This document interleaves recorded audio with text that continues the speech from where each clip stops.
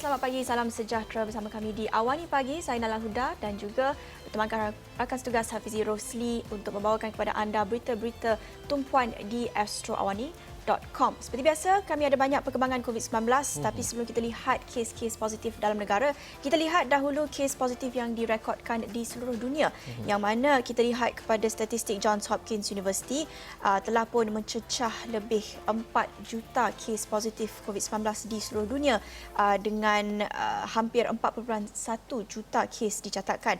Dengan Amerika Syarikat masih lagi menjadi negara paling teruk terjejas dengan 1.3 juta kes positif, diikuti dengan Spanyol, United Kingdom, Itali, Rusia, Perancis, Jerman, Brazil, Turki dan Iran juga menjadi negara terbaru yang sertai senarai negara yang mencatatkan lebih 100,000 kes positif COVID-19.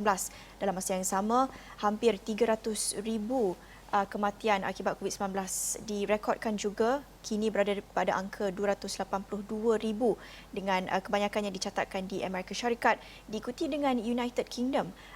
Kematian tertinggi direkodkan di Eropah, juga diikuti dengan Itali, Spanyol dan Perancis. Seterusnya kita nak lihat kepada kes-kes positif terbaru yang dicatatkan di Malaysia, Hafizi.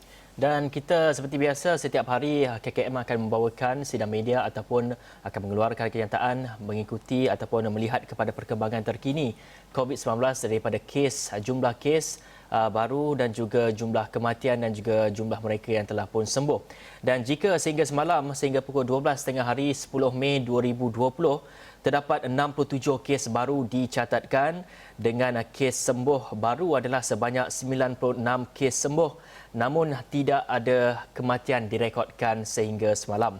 Dan melihat kepada jumlah kumulatif kes yang masih aktif adalah 1,523 dan jumlah kumulatif kes sembuh adalah 5,025 dan juga jumlah kematian adalah sebanyak 108, menjadikan jumlah keseluruhan kes positif COVID-19 di seluruh negara adalah sebanyak 6,656.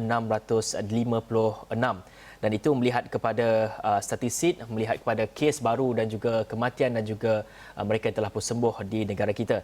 Dan seterusnya kita ada perkembangan berkaitan dengan apa, Nila? Ya, jadi kita lihat kepada kes positif masih lagi berada dalam angka 2 digit iaitu 67. Ini masih merupakan satu angka yang agak tinggi. Jadi kita tidak perlu lihat dengan sewenang-wenangnya kelonggaran yang diberikan kepada Perintah Kawalan Pergerakan yang masih berlaku ini. Dengan itu, semalam juga diumumkan dan menjadi tumpuan seluruh rakyat apabila Perdana Menteri Tan Sri Bidin Yassin mengumumkan PKPB, Perintah Kawalan Pergerakan bersyarat dilanjutkan lagi sehingga 9 Jun. Ini adalah untuk memastikan usaha untuk memerangi COVID-19 lebih berkesan. Untuk itu kita dengarkan kenyataan beliau semalam.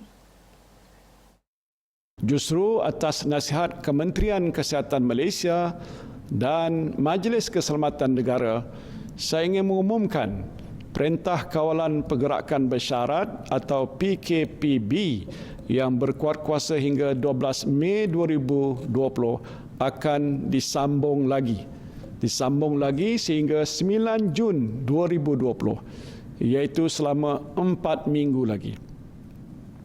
Ini bermakna semua peraturan dan SOP yang dilaksanakan sepanjang tempoh PKPB pada masa ini akan kekal berkuat kuasa sehingga 9 Jun 2020.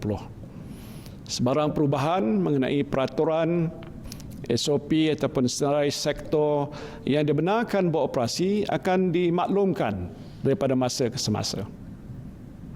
Dalam tempoh ini ada beberapa perayaan utama yang lazimnya akan melibatkan pergerakan orang ramai, iaitu Hari Raya Aidilfitri, Pesta Keamatan dan Hari Gawai. Jadi saya nak mengingatkan saudara-saudari tentang larangan pergerakan antara negeri yang masih berkuat kuasa dalam tempoh ini.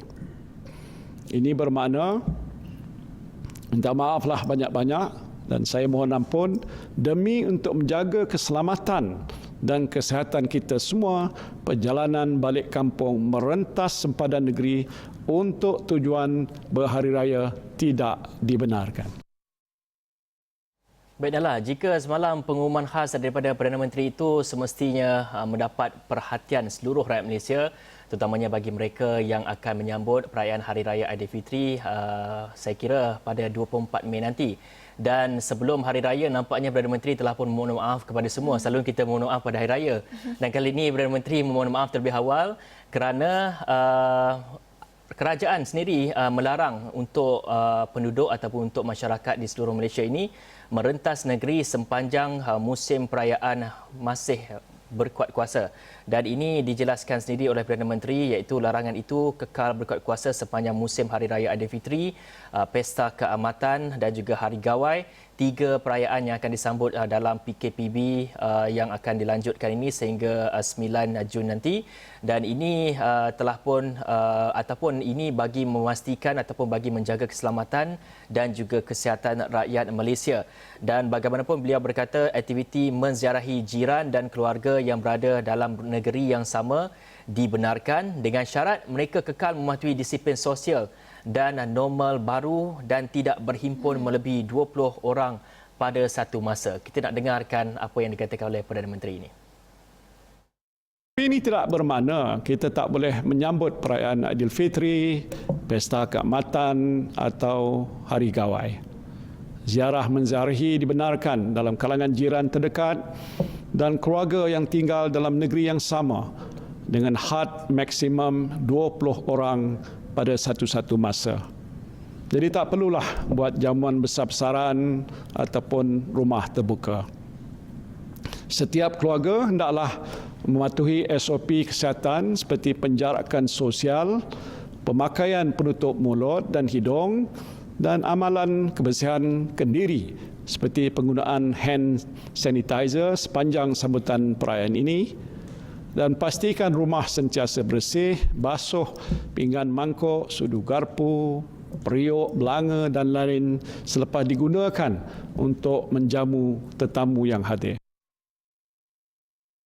Ya, Fizi, saya kira rata-rata ramai yang terima dengan baik berita yang diumumkan oleh Perdana Menteri ini apabila PKPB dilanjutkan lagi, walaupun jangka masa yang mungkin agak lama, tapi pada masa sama PKPB ataupun Perintah Kawalan Pergerakan itu pun sudah pun mula dilonggarkan secara bersyarat. Jadi pada ketika ini premis perniagaan pun dapat dibuka semula dan operasi perniagaan dapat berjalan seperti biasa walaupun ada SOP-SOP tertentu. Dan dalam masa yang sama beliau juga mengambil kira kepentingan sambutan Hari Raya Aidilfitri dan juga Pesta Keamatan, Hari Gawai dan sebagainya. Ini telah pun diberi sedikit kelonggaran buat rakyat Malaysia, namun ada SOP tertentu seperti yang dikatakan, ditegaskan beliau perlu patuh disiplin sosial dalam normal baharu dan tidak berhimpun melebihi 20 orang pada satu masa. Itu kelonggaran yang diberikan, tapi seperti yang kami tegaskan sebelum ini juga, kita perlu ambil tanggungjawab kita sendiri untuk memastikan penjarakan sosial itu berlaku. Mungkin tidak perlu memenuhi kuota 20 orang itu pun, mungkin lebih kurang daripada itu pun lebih baik, terutamanya apabila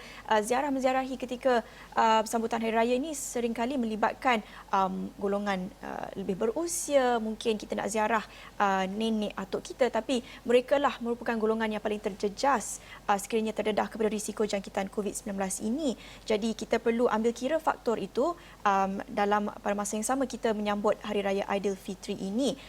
Kita boleh sambutkan perayaan kita, tapi perlu ambil kira normal baharu itu yang perlu dipentingkan kerana kita lihat kepada kes positif seperti yang kita maklumkan tadi masih lagi berada dalam angka 2 digit 67. Itu satu angka yang masih lagi tinggi. Jadi kita perlu ambil kira, mementingkan dan menitik beratkan kesihatan kita dahulu, terutamanya ahli keluarga kita sendiri.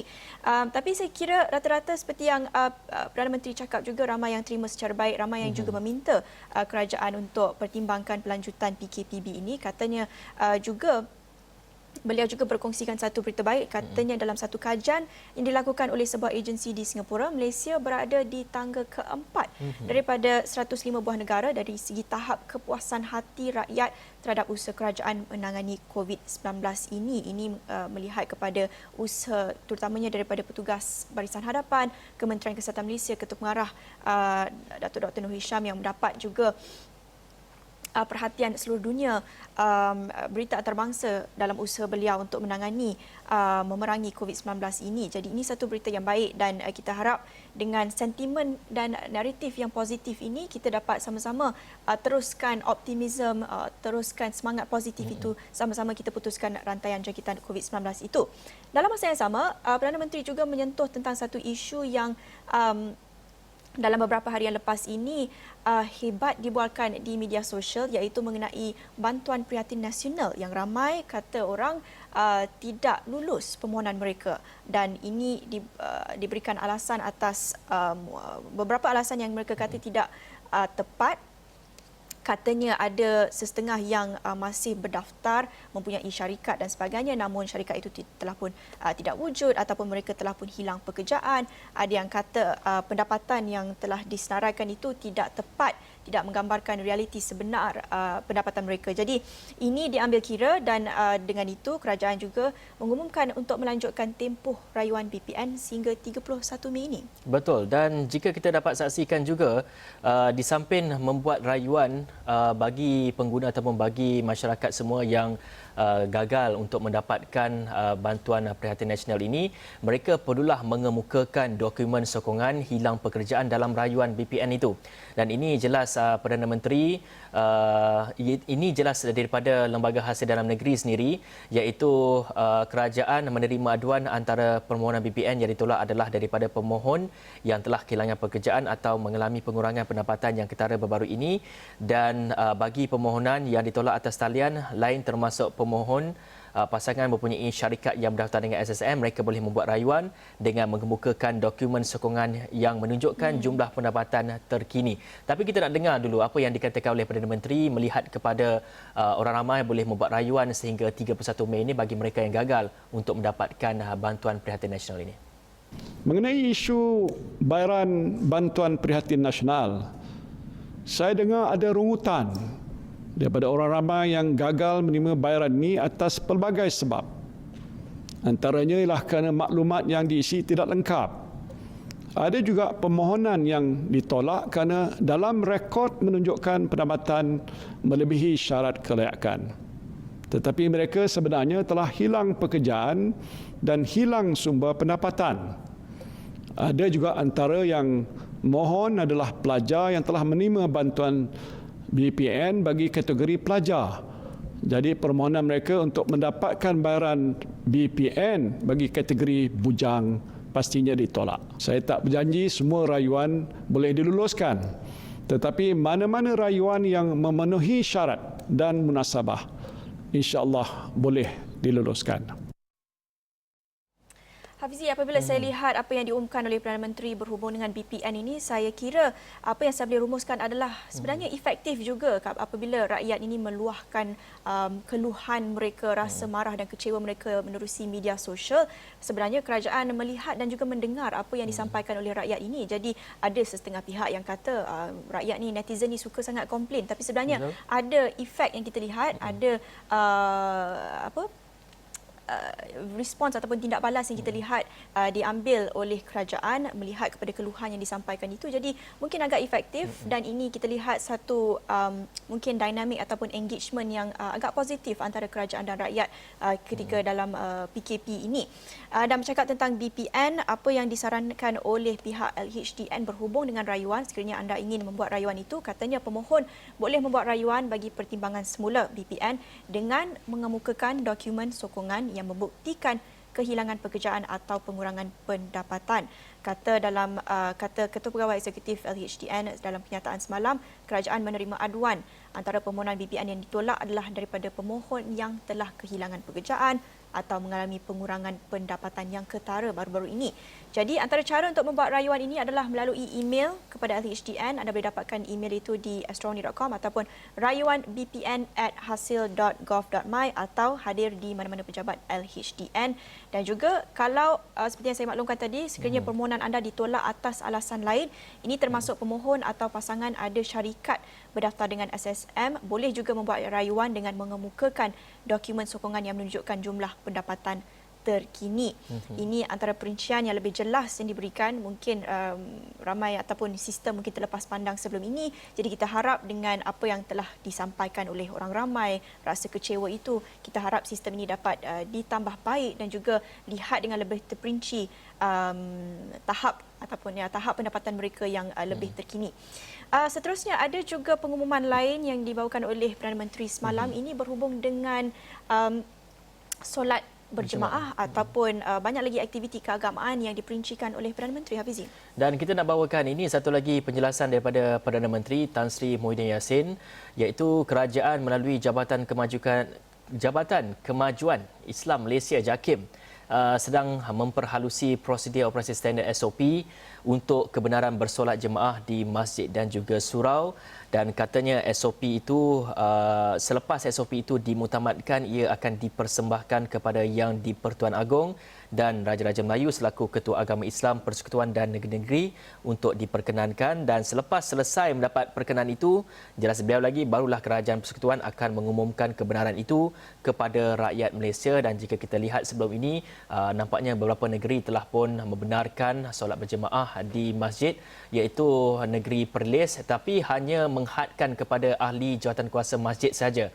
untuk mengerjakan solat itu, dan apapun ia tertakluk kepada negeri-negeri atas persetujuan raja-raja sendiri untuk membenarkan ataupun tidak segala aktiviti keagamaan di masjid dan sebagainya. Dan untuk itu kita nak dengarkan apa yang dikatakan oleh Perdana Menteri ini.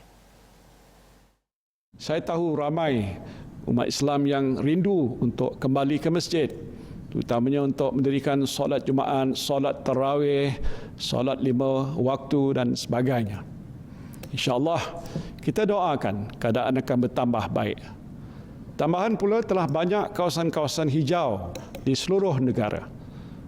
Dengan pelaksanaan SOP yang teratur, saya percaya masjid-masjid di kawasan ini telah bersedia untuk dibuka kepada ahli-ahli karyah.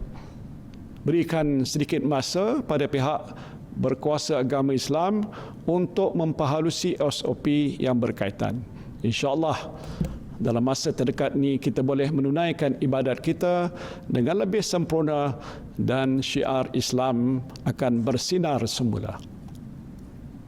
Begitu jugalah dengan gereja-gereja dan rumah-rumah ibadat bagi penganut agama Kristian, Buddha, Hindu, Sikh dan lain-lain.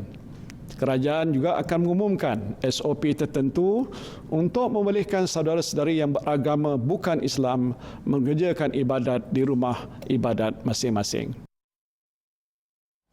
Ini sebenarnya satu aspek yang agak penting, yang amat dekat dengan hati rakyat apabila menyentuh bab keagamaan, bukan saja bagi umat Islam, terutamanya bagi umat Islam sebenarnya, bagi terutamanya pada bulan Ramadan ini, apabila tidak dapat pergi ke masjid, tidak dapat menjalankan ibadah yang menjadi tradisi setiap tahun itu, satu aspek sosial yang amat terkesan buat umat Islam di seluruh dunia, dan melihat kepada usaha kerajaan untuk memperhalusi SOP itu satu aspek yang sangat penting, kerana kita lihat seperti negara lain, contohnya Pakistan yang juga majoriti penduduknya adalah umat Islam, mereka pada awal bulan Ramadan hari itu tergesa-gesa untuk membuka semula masjid mereka kerana terdapat banyak tekanan daripada penduduk mereka untuk menyambut bulan Ramadan itu. Tapi ini satu langkah yang sangat positif melihat kepada usaha ataupun inisiatif kerajaan menitik beratkan tentang kepentingan dari sudut agama juga dalam kesan impak PKP ini terhadap rakyat. Jadi banyak lagi perkembangan COVID-19 kita nak bawakan, tapi kita akan berhenti rehat seketika, kembali selepas ini.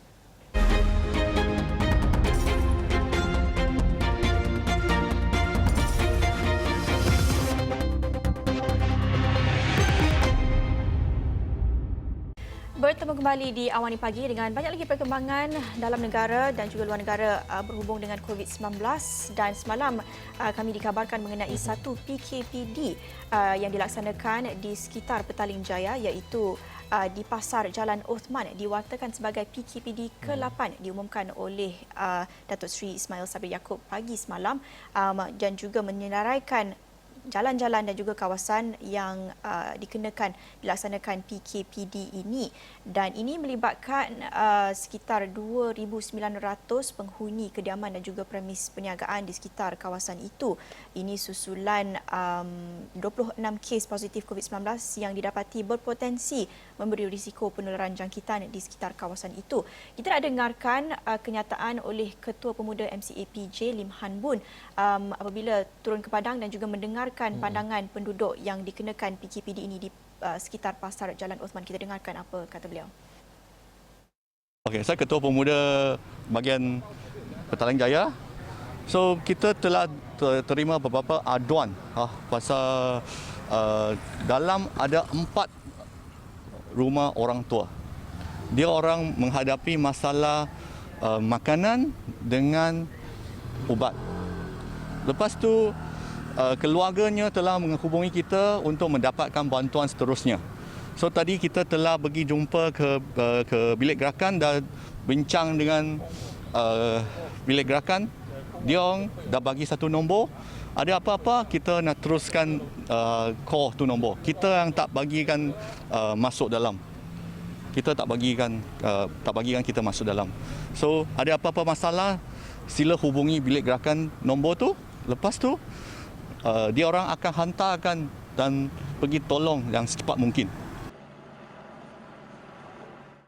Baiklah, itu PKPD yang ke-8 dan kalau kita lihat PKPD ini telah pun bermula daripada semalam sehingga 23 Mei.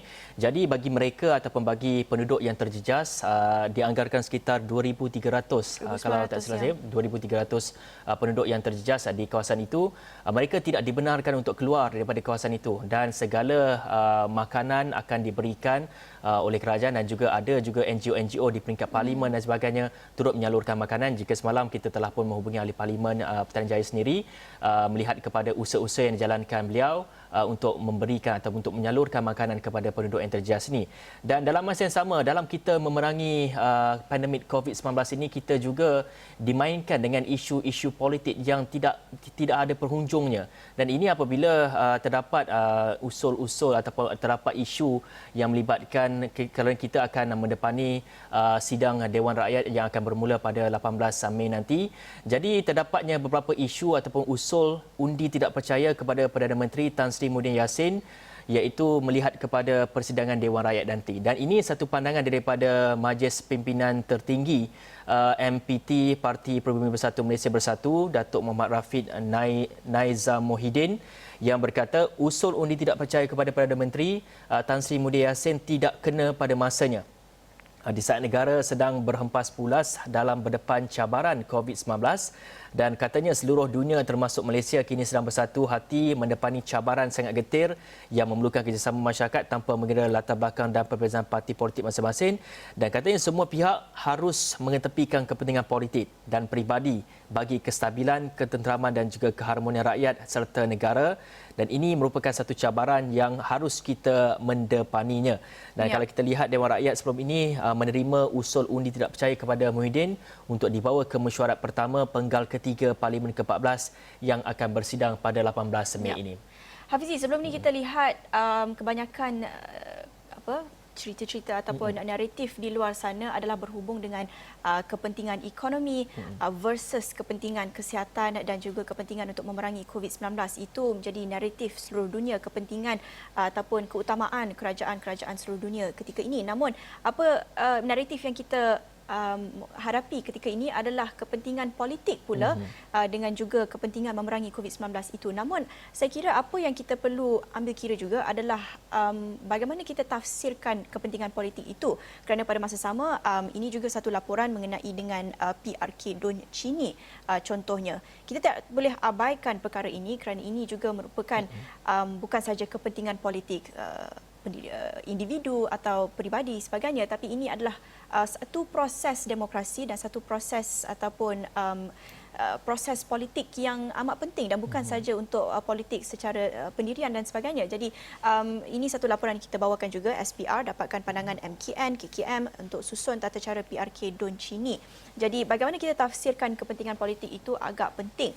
Dalam masa yang sama kita juga sejak kebelakangan ini banyak mendengarkan cerita tentang pelantikan GLC, pelantikan agensi-agensi kerajaan baharu.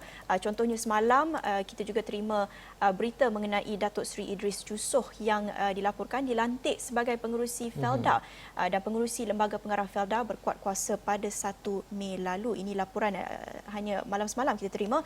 Felda dalam satu kenyataan katanya Idris mengambil alih tugas Tan Sri Muhammad Baqi Saleh meletak jawatan sebagai pengerusi dan ahli Lembaga Pengarah Felda. dan ini bukan pelantikan pertama yang kita lihat. Idris yang merupakan ahli Parlimen Besut pernah menyandang jawatan Menteri Pengajian Tinggi dari Julai 2015 hingga Mei 2018 dan Menteri Pendidikan 2 dari 16 Mei 2013. Antara jawatan lain yang pernah disandang beliau termasuk Menteri Besar Terengganu 2004 hingga 2008, Pengerusi Majlis Amanah Rakyat MARA dan Timbalan Menteri Usahawan 1995 hingga 1999. Dia berkelulusan ijazah Sains Sosial, ijazah kelas pertama dari Universiti Sains Malaysia dan ijazah sarjana MBA dari University of New Haven, Amerika Syarikat. Beliau juga mempunyai kelulusan Bahasa Arab dari Universiti Jordan dan kelulusan pengurusan lanjutan dari Universiti Harvard, Amerika Syarikat dan INSEAD, Perancis. Itu tadi kita dengarkan sedikit latar belakang mengenai Datuk Seri Idris Jusoh yang seperti saya katakan tadi bukan merupakan pelantikan baharu yang pertama berlaku baru-baru ini. Sebelum ini kita juga dimaklumkan mengenai bekas Menteri Pendidikan Datuk Seri Makzir Khalid yang dilantik sebagai pengerusi TNB. Antara lain juga ini antara laporan yang kita pernah bawakan sebelum ini dan juga beberapa lagi pelantikan GLC dan agensi kerajaan yang mencetuskan perbualan ataupun mencetuskan persoalan mengenai pelantikan politik yang berlaku bawah kerajaan Perikatan Nasional ini. Jadi pada masa sama kita mementingkan perang terhadap pandemik COVID-19 ini, pada masa sama kita tak boleh abaikan kepentingan politik kerana itu juga akan mendatangkan impak ataupun kesan dalam jangka masa yang panjang. Jadi ini satu detik yang amat crucial, bukannya untuk pihak ini katakan digambarkan sebagai selfish atau sebagainya, tetapi ini kita lihat akan mendatangkan risiko yang amat besar kepada ketelusan dan integriti institusi negara kita dan juga kepada kepentingan demokrasi negara kita. Jadi kita perlu juga cari jalan sebagaimana kita mencari jalan untuk melaksanakan PKPB, PKP secara bersyarat untuk memberi kelonggaran kepada ekonomi untuk dibuka semula. Kita juga mungkin boleh pertimbangkan bagaimana demokrasi negara boleh berjalan bawah syarat-syarat tertentu supaya boleh lagi mengamalkan penjarakan sosial dan sebagainya.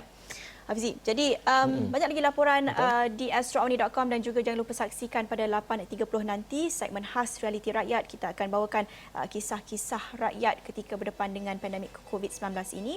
Kita akhiri Awani Pagi di sini bersama saya Nala Huda. Dan saya Hafiz Rosli. Assalamualaikum. Selamat.